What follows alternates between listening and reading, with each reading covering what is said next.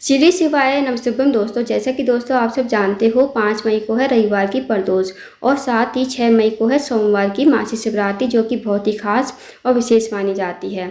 बस दोस्तों आपको प्रदोष और मासिक शिवरात्रि के दिन कुछ विशेष उपाय करने हैं जो कि पूज्य गुरुजी प्रदीप मिश्रा जी ने अपनी कथा में बताए हैं। दोस्तों रविवार की प्रदोष बहुत ही खास और विशेष मानी जाती है।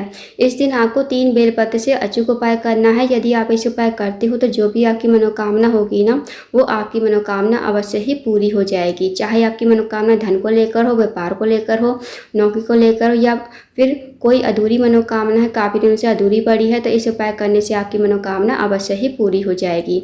तो आइए दोस्तों जानते हैं प्रदोष के दिन करने वाले कौन कौन से विशेष उपाय हैं।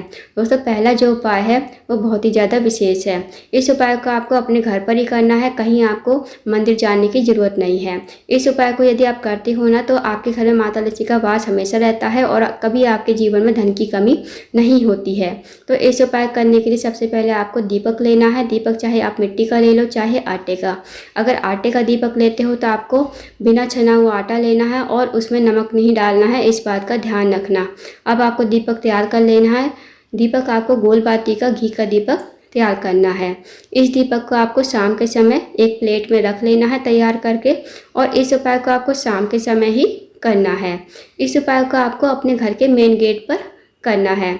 अब आपको दीपक तैयार करके शाम के समय जब प्रदोष काल हो, यानी कि अंधेरा होने वाला हो, तब आपको इस उपाय को करना है। अब आपको दीपक तैयार करके चले जाना है अपने घर के मेन गेट पर। अपने घर के मेन गेट के बाहर आकर आपको इस दीपक को श्री शिवाय नमस्तुभ्यम कहते हुए और भगवान शिव का स्मरण करते हुए आपको इस दीपक को प्रज्वलित करना है। उसके बाद आपको अपनी मनोकामना कह देनी है। जो भी आपकी मनोकामना है, धन की समस्या है, धन की वृद्धि नहीं है, माता लक्ष्मी का आपके घर में वास नहीं है, या फिर कोई व्यापार वृद्धि कोई समस्या है, तो आप अपनी मनोकामना जरूर कहिएगा। दोस्तों छोटा सा विशेष उपाय है, इस उपाय को अवश्य कीजिएगा। महीने में दोस्तों 2 प्रदोष आती हैं, एक शुक्ल पक्ष की प्रदोष, एक कृष्ण पक्ष की प्रदोष।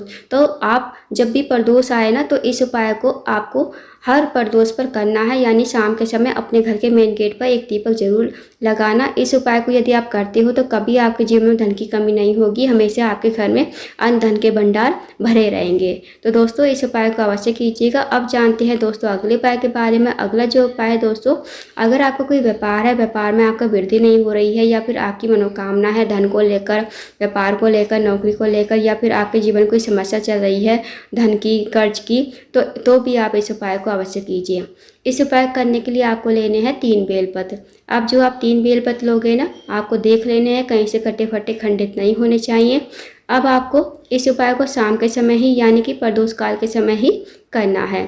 अब आपको चले जाना है शिव जी के मंदिर में इन 3 बेलपत्र को लेकर। शिव जी के मंदिर पहुंचकर सबसे पहली जो बेलपत्र है आपको समर्पित करनी है माता अशोक सुंदरी के स्थान पर। अब दोस्तों माता अशोक सुंदरी का जो स्थान होता है जलाधारी के बीचों बीच में होता है। शिव जी की सबसे छोटी और प्रिय पुत्री है माता अशोक सुंदरी, तो आपको पहली बेलपत्र वहाँ पर माता अशोक सुंदरी के स्थान पर समर्पित कर देनी है।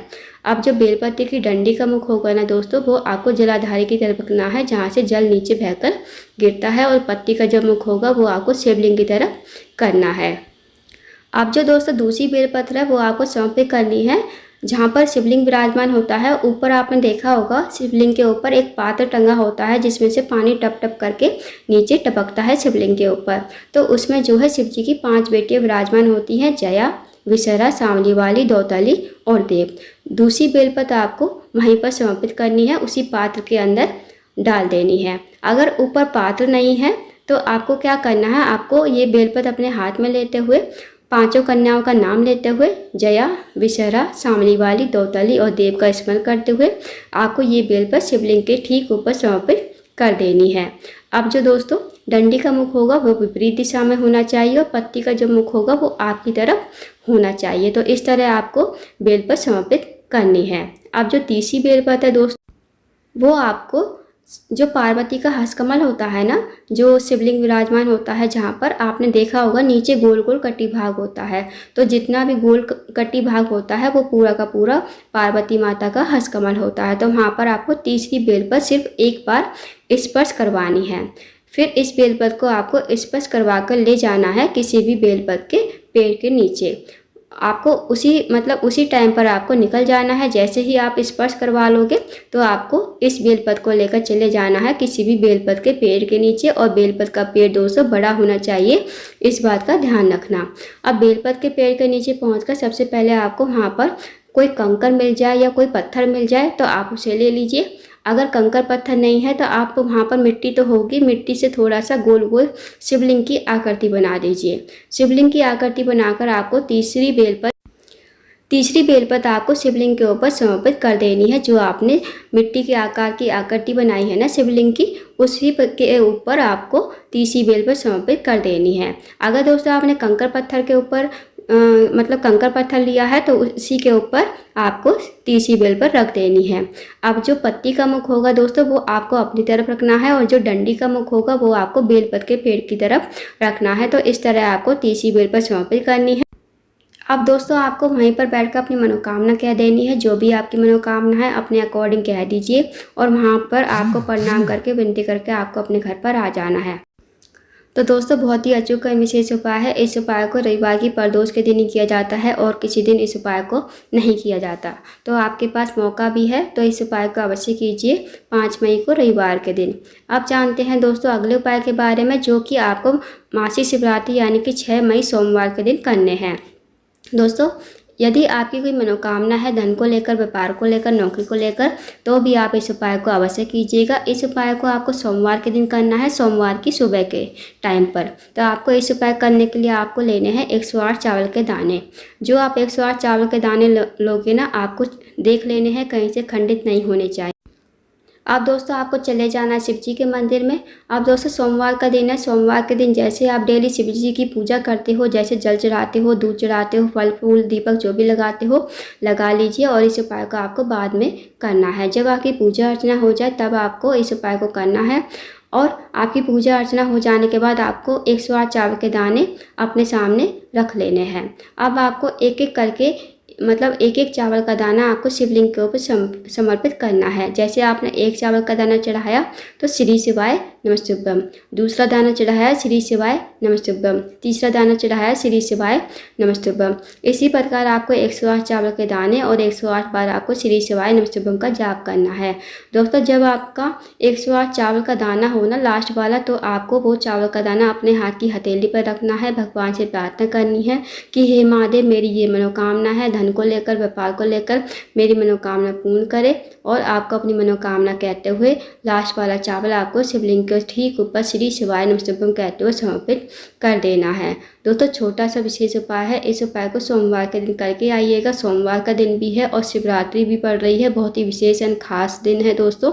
तो करके आइएगा, आपकी जरूर मनोकामना पूरी हो जाएगी। अब जानते हैं दोस्तों अगले उपाय के बारे में।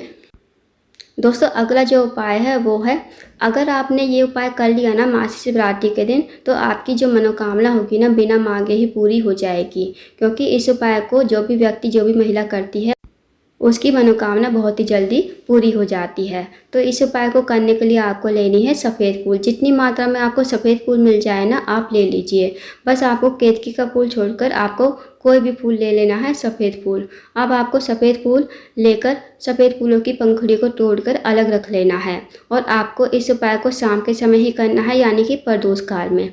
अब आपको फूलों की पंखुड़ी को लेकर चले जाना है शिव जी के मंदिर में। शिव जी के मंदिर में जाकर आपको इन फूलों की पंखुड़ियों से शिवलिंग और जलाधारी का श्रृंगार करना है।